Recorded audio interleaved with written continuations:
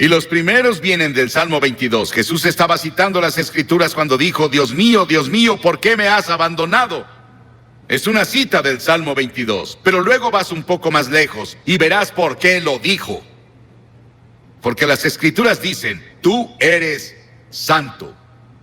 Nunca entenderás el Antiguo Testamento con todos sus sacrificios de sangre. Nunca entenderás la Biblia. Nunca entenderás la muerte de Cristo en la cruz hasta que entiendas que Dios es santo y justo y puro y que no puede ni siquiera ver el mal. En ese terrible momento de agonía del Señor Jesucristo en la cruz, Él estaba solitario, olvidado por sus amigos. Y luego llegó una sombra por primera vez desde que la eternidad comenzó entre Dios el Padre y Dios el Hijo, porque Dios no puede ver el pecado, porque en ese momento Él puso tus pecados y los míos en Cristo, y Cristo sufría por nosotros. Y en ese momento misterioso, fue hecho pecado por nosotros el que no conoció pecado. ¿Sabes qué significa? Fue hecho pecado. Él no conocía pecado. Nunca dijo una mentira. Nunca tuvo un pensamiento malvado. Nunca tuvo avaricia o lujuria. Y de pronto, toda esa suciedad y mugre de tu vida y de mi vida descendieron en Él. Y nadie entenderá nunca el misterio de ese momento. Ningún teólogo puede explicarlo, que me convenza al menos. Fue el gran amor de Dios por ti que permitió que su Hijo tomara ese sufrimiento. Y la segunda cosa de la cruz que oímos es cuando Él dijo, tengo sed. Y ese es el cumplimiento del Salmo 69:21. Y cuando dijo, tengo sed, le dieron vinagre a beber, mezclado con hiel, y cuando Él lo probó, no lo bebió. Lo probó, como leemos en Juan, en otro de los evangelios, pero Él no lo tomó. ¿Por qué? Porque hubiera sido un sedante. Le hubiera quitado algo del sufrimiento. Y Él estaba ahí para tomar todo el sufrimiento con conciencia absoluta. Por ti y por mí. No lo aceptó.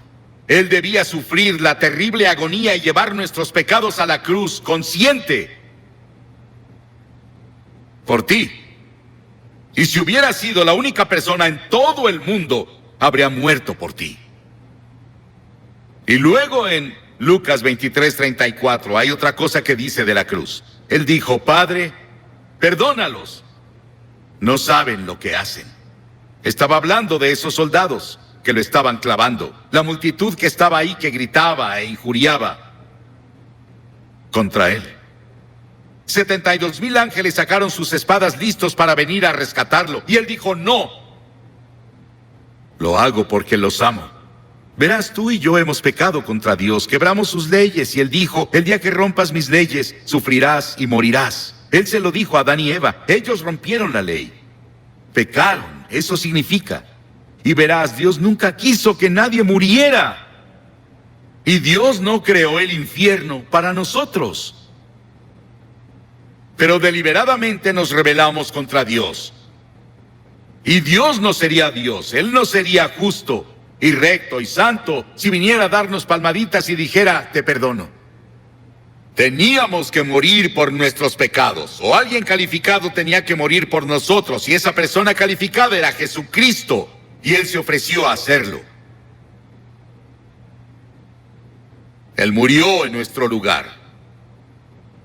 Oí sobre una mujer que le escribió a un columnista y dijo que su cura para la culpa era ir a su propio jardín, cavar un agujero en la tierra, recostarse boca abajo, decir de que era culpable y confesar todas sus faltas en ese lugar que cavó y luego cubrirlo.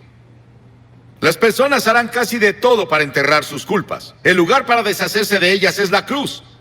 Por siglos las personas han hecho cosas desesperadas para enterrar la culpa. James Nelson, sobre quien leímos el año pasado, de joven, en una escena llena de alcohol, golpeó a su madre hasta matarla con un ladrillo. Estuvo 9 años en prisión y durante ese tiempo conoció a Cristo en la cruz y tuvo un profundo arrepentimiento y confesó a Cristo como su Salvador y Señor. Comenzó a estudiar la Biblia y comenzó a ser predicador laico. Y el año pasado fue ordenado en la Iglesia de Escocia como ministro presbiteriano. El perdón de Dios, el amor de Dios, el poder de la cruz para cambiar y perdonar. Qué maravilloso y grandioso. Y otra cosa que hizo en la cruz, que es la cosa más conmovedora para mí en el mundo. Ahí parada ante la cruz, su madre. Y él miró a Juan, uno de sus discípulos, y le dijo: Juan, mira a esta mujer. Y ella dijo, él le dijo a María, su madre, la llamó mujer, igual que lo hizo en Caná de Galilea 2 veces, la llamó mujer. Él dijo: mujer, he ahí a tu hijo. Y desde ahí, Juan, su amigo y discípulo, se encargó de su madre. Hay un grupo de rock en Inglaterra llamado The Cure. Jesucristo en la cruz fue esa cura para todas nuestras propias relaciones cortadas y enfermas.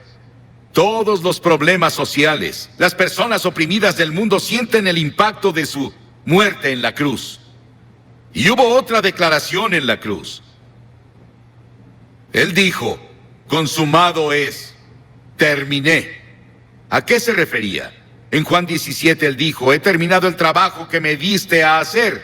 Dios le dio un trabajo a hacer y el trabajo era morir en la cruz. Para esto he nacido, dijo él, vino a morir. Es el único hombre que vino para morir. Para eso vino. Nos preguntamos por qué él no alimentó a todos y no curó a todos. Pudo hacerlo.